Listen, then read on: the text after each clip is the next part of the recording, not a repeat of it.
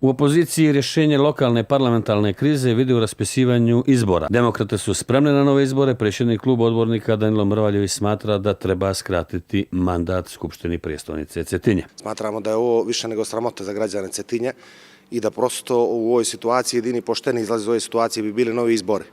Mi ih pozivamo da skratimo mandat Skupštini već u narednim danima i da prosto idemo na izbore. Mi smo za njih spremni, pa neka ponovo pojedu batinaše i čekamo ih. Mislite da će DPS pristati na izbore? DPS nema što da pristaje na izbore. U normalnoj demokratskoj zemlji, u ovim situacijama, izbori bi se svakako desili.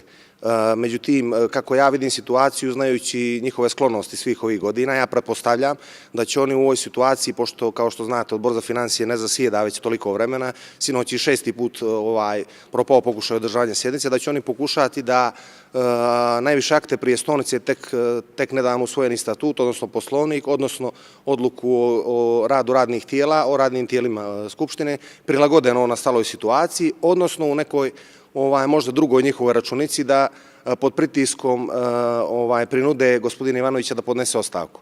To su neka dva modela koja ja sada vidim, koja bi svakako bila i tekako katastrofalna i mnoge stvari bi se dovele u pitanje.